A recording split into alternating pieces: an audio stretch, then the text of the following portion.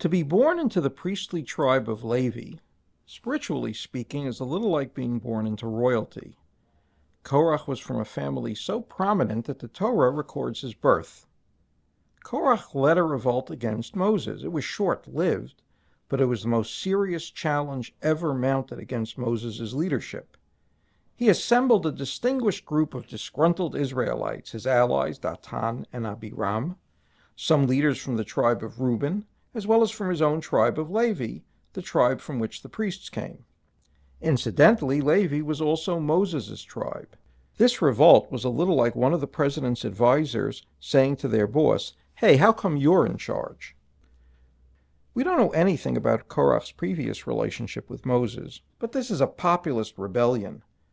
Korach accuses Moses of being an elitist, claiming that Moses is keeping God to himself. In front of a large gathering of Israelites, Korach chides Moses and Aaron. "You have gone too far. All the community are holy, all of them, and God is in their midst. Why then do you raise yourself above God's congregation?" Moses is shaken by the accusation, and even more shaken by the 250 Israelite tribal chieftains backing up Korach. At first he says nothing, rather he falls on his face, presumably in prayer. When he stands up furious, he challenges Korach and his followers to meet him the following day in front of the tent of meeting, and to bring ritual fire pans and incense. Then God will judge who is holy by accepting that man's offering.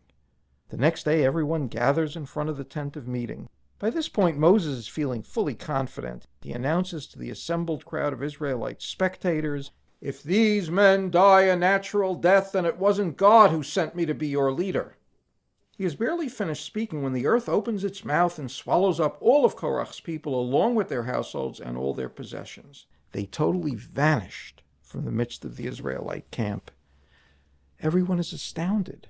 The spectators are enraged, shouting that Moses and Aaron have brought death upon their community. The brothers quickly enter the tent of meeting, where they do a deal with a very, very angry God not to destroy everyone else in the community. God sends a plague to punish 14,700 of Korach's remaining supporters, and then calls it a day. Interestingly, God punishes Korach's followers, and not his family. Korach's sons did not join him in the revolt, and therefore they were not punished. As a matter of fact, their descendants later wrote 11 incredibly moving psalms, which are some of the holiest Jewish prayers.